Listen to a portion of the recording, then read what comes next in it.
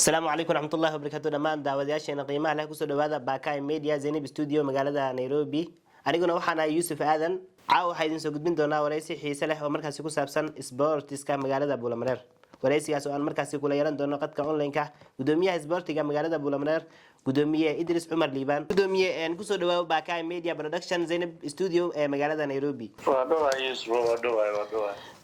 gudoomiye Idris Umar Liibaan waa kuma Idris Umar Liibaan oo gudoomiye sportiga waa salaama marka hore bahda Bakai Media waan salaamaya baad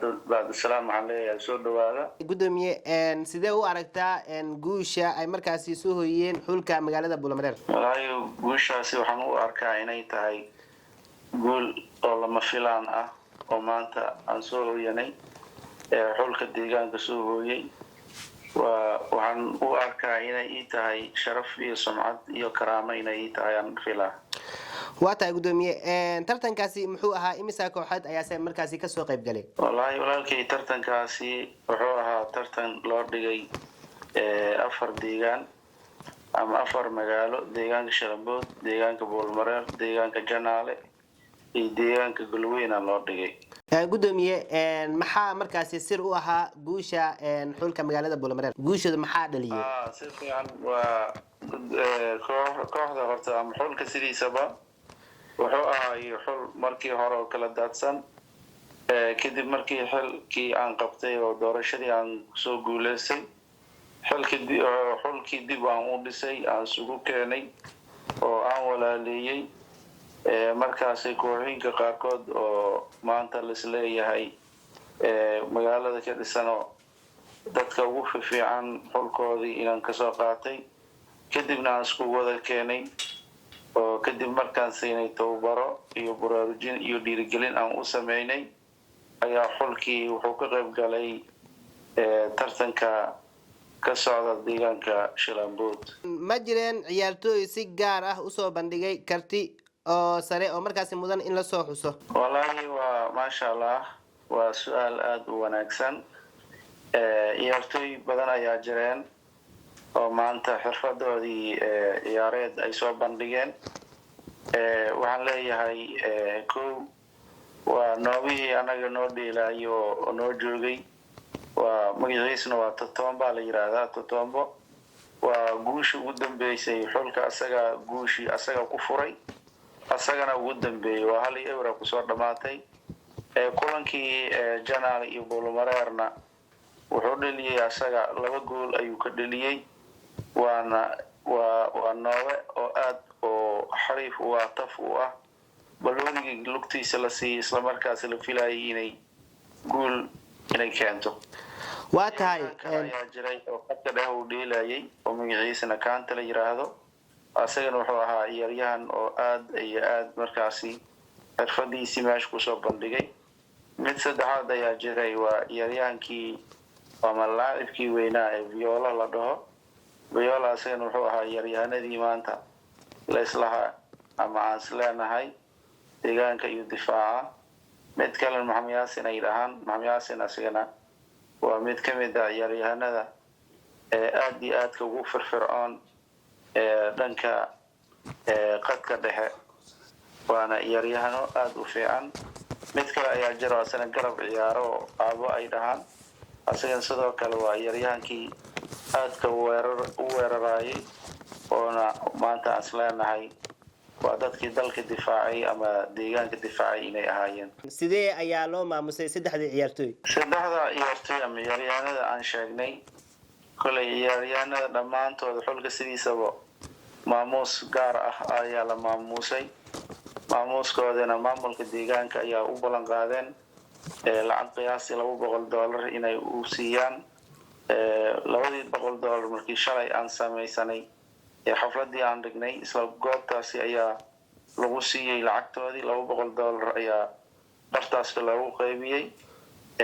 sidoo kale waxaa jiray ayagana waa dhalinyaro kale oo lacagtaas ay ugu ballan qaadeen in oo lacagtaasi $100 kale inay siiyaan laakiin lacagta la ballan qaaday weli ma soo gaarin laakiin lacagtii $200 ayaan ku wareejinay ciyaaryahanadaasi xulka ayagoo lagu dhiirigelinayo xirfadoodii ciyaareed. guushani maxay uga dhigan tahay mustaqbalka ciyaartoyda degmada Buulamareer? guushan waxay uga dhigan tahay waa guul ifafaalo noo muuqato wax badan inoo muuqdo. maanta isboortigii deegaanka wuxuu noqday mid soo kacaya oo horumar badan uu sameynayo. maanta la rajeynayo in xulkii inuu soo kacay, wax badan maamulkii in laga bedelay, isboortigii inuu wax badan iska bedelay. marka wax badan ayaan ka rajeynaynaa isboortiga isbedelkiisii iyo horumarkiisaba. ma jiraan caqabado weli hortaagan horumarka ciyaartoyda magaalada Buulamareer sida haday noqon lahayd qalab la'aan iyo markaasi labis la'aan? sidiisaba meel haddii la wada joogo caqabad la'aan maba jiraanbo, caqabada iska jirjiraan mar walba. ciyaaryahaanadan sidooda waa ciyaaryahaano aan mishaar qaadanaynin waaye, joogaan deegaankoodii oo kooxo ama naadiyo ay isaga tirsan yihiin. naadigaasi u gada kabahaasi ama agabka isboortiga u gada, wax kaloo aan la siinaynin oo aan loo hayninbo. caqabadahoodii ma yara, aad iyo aad ay u tir badan yihiin. ciyaaryahanadayna anagu ma haystaan wax dhiirigelin ama hay-ado iyo wax taageero ma haystaan. wax maanta oo la dhihi karo ciyaaryahankaas ayaa mishaar qaata la dhihi karo ma jiraan. waxaan u baahannahay garbi istaagan u baahannahay walaalahayni banaankii meelahaas ay jiraan ama walaalaha jaaliyadda ay joogaan. waxaan ka rabnaa inay soo garab istaagaan isboortiga deegaanka maadaama hadda uu sii sare kacaya. marka aad iyo aad ayaan leenahay ciyaaryahanada ama isboortiga lasoo taageero, lasoo garab istaaga leenahay. gudoomiye maamulka degmada iyo markaasi ganacsatada iyo jaaliyadda sidee ay markaasi uga qayb galaan una taageeraan ciyaartoyda xulka magaalada? badan anaga hadda koobka ayaamihii hore waxaa noo dhigi jiray nin oo oday jarmal ay dhahaan, sidoo kale walaalo kale oo team ayaga la dhaho Dr. Isa la dhaho, oo ayagana dadka deegaanka kamid ah oo ganacsatada kamid ah wayaro kamid ah Isa ay dhahaan. koob hadda noo soo dhamaaday asagaa noo dhigay.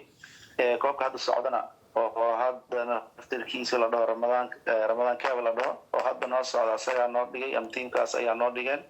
waxaan leenahay tiimka Dr. Isa aad iyo aad ay u mahadsan yihiin maadaama deegaanku ay ka qayb qaataan oo wax badan ay u qabanayaan.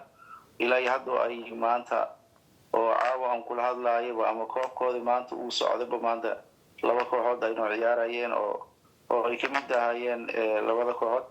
koox la yiraahdo Darfur la yiraahdo iyo koox kale Somnad la yiraahdo ay ciyaarayeen. marka maasha Allah aad iyo aad ay u mahadsan yihiin. waa garab istaag fiican aan ka haysanaa dhinaca markii loo fiiriyo loo dhigo koobka loo dhigayo ayagana soo garab istaagin badan. gudoomiye dhankan iyo garoomada magaalada garoomada degmada ma ku filan yihiin ciyaartoyda? garoomo ka filan ma haystaa? su-aashaasi ay weydiisay waa su-aal oo had iyo jeerba oo anagu aan isweydiino, ciyaartoydiina aan isweydiino, maamulka isboortiga aan isweydiino, maamulka deegaanka aan isweydiino. sidaad wada ogtihiin adinku waa waxdaha idinka saaran ma jiraan. magaalada ma haysto wax garoon ama haysto, magaalada garoon la-aan ayaa ka taagan. garoonka hadda anaga aan ka ciyaarno oo Majini ay dhahaan waa garoon iska yara private ah, waa shakhsiyaad gaar ah iska leh oo hadda iyadoo saas kira ayaan ku bixinaa oo lacag ayaan dhiibnaa. garoon kale ayaa jiray magaalada ayaamihii hore urus ku yaalay, asagana sidoo kale waxay noqotay meel beer ah, qola ayaa beerteen. beer waaye hadda, laakiin rajo waxaan leenahay in garoonkaasi dib in loogu soo celiyo, gacanta isboortiga lagu soo celiyo. dadaalkaasaan ku jirnaa haddii Allah idmo ilaahay garabkeena galo. laakiin wax garoon magaaladu ay leedahay ama ay martigelin ay u sameyn karto deegaanada ama degmooyinka ma jirto. maanta haddii degmada Kutuwaarey gaar ahaan Buulamareer laga codsado in martigelin ay u sameyso degmooyinka, ma haysato meel hadda ay ku casuunto ama ciyaaro ay ugu soo dhaweyso, ma haysato. garoonka aan haysan waa garoono iska yara private ah waaye. magaalada waxaa ka taagan waa garoon la-aan. waa tahay gudoomiye imisa kooxood ayaa markaasi ku dhisan magaalada Buulamareer? kooxinka markii hadda oo guud ahaan aan sheegno waa dhowr iyo 20 kooxood waaye laakiin hadda sanadkan kooxooyinka annaga halka garoon aan kusoo dhaweynay ama ciyaaraha aan ugu qabanay waa 16 kooxood waaye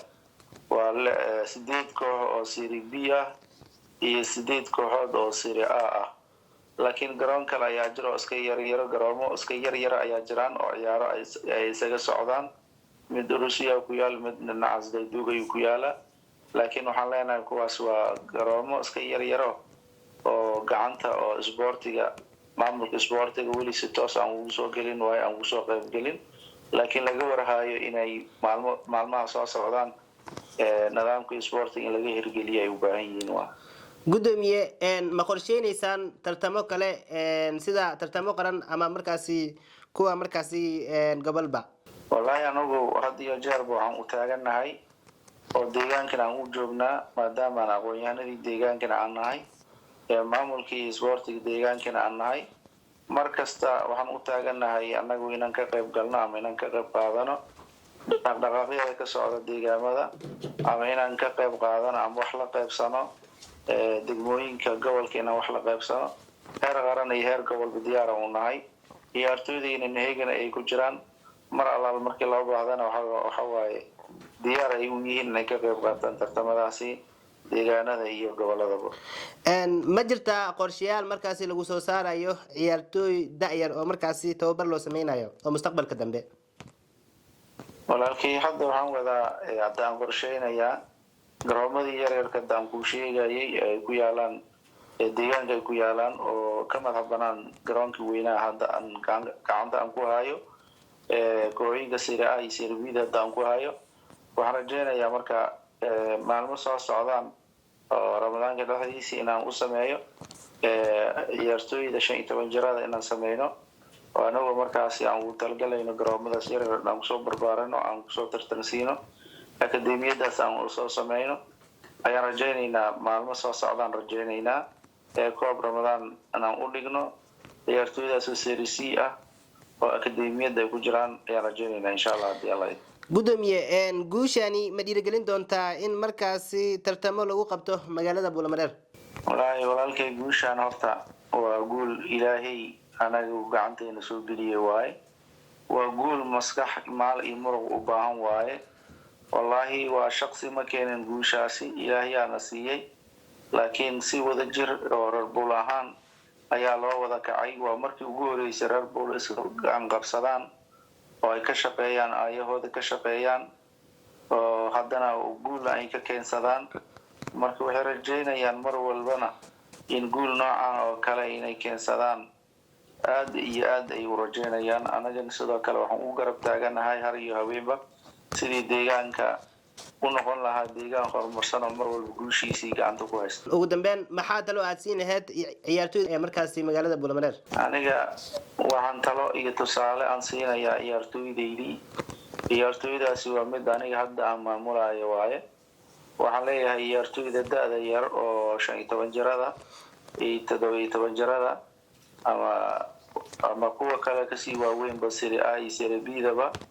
inay noqdaan kuwa isku xirma iska warhaya iswalaalsada isxashmeeya balooniga waa sidiisa waa isdhexgal bulsho balooniga siyaasad ma ahan kubadaasi waxa way sideedii waxay isku keenaysaa dhalinyaradii waxay isku keenaysaa bulshadii waxay mar walba ay ka shaqeynaysaa sidii loo baabi'in lahaa tafaraaruqa iyo kala tagista iyo qabyaalada ay fogeynaysaa marka talo badan ayaan ka siiyaa mar walba aan u sheegaa in ciyaartu inay tahay ama isboortiga inuu yahay isdhexgal bulsho inuu yahay ayaa mar walba talo iyo tusaale aan u siiyaa ciyaartooyda maasanid gudoomiye waxaan soo gaarnay guntii iyo gunaanadkii barnaamijkeena gudoomiye ugu dambeyn fariin nooca ayaad u diri lahayd shacabka ku nool magaalada Buulamareer oo markaasi si gaar u taageera ciyaartooyda xulka Buulamareer wallahi ciyaartooyda xulka Buulamareer shacabka reer Buulamareer ka soo jeedaan ku dal iyo dibadda joogaan waxaan fariin aan u dirayaan ugu baaqayaa ciyaartooydaasi in la soo garab istaago kuwa joogaan Sacuudiga joogaan kuwa Kenya joogaan kuwa Mareykanka joogaan kuwa Jarmalka joogaan kuwa Talyaaniga ay joogaan maanta waxaa jiraan jaaliyad oo reer Buulamareer jiraan oo meel kasta ay joogaan haddii warkayga ay maqlayaan waxaan rajaynayaa fariinteydii inay wax kasoo dhahaan ama wax kasoo qabtaan ama inay kasoo jawaabaan maadaama isboortigii isbedel maanta uu sameeyey rag badan oo aqoon-yahan isboortigii gacanta ay ku hayaan waxaan leeyahay reer Buulmareer meel kasta aad joogtaan haddii dalka aad joogtaan oo Muqdisho aad ka joogtaan iyo haddii dibadda aad jirtaanba in isboortigaasi lasoo garab istaago maxaa yeelay far keligeeda fool ma dhaqdo anigu isboortiga maamulkeedaan ahay oo gudoomiyihii isboortigaan ahay laakiin waxaan u baahannahay mar walba garab istaagiinaan u baahannahay keligeyga wax ma qabto keligeyga wax ma sameeyo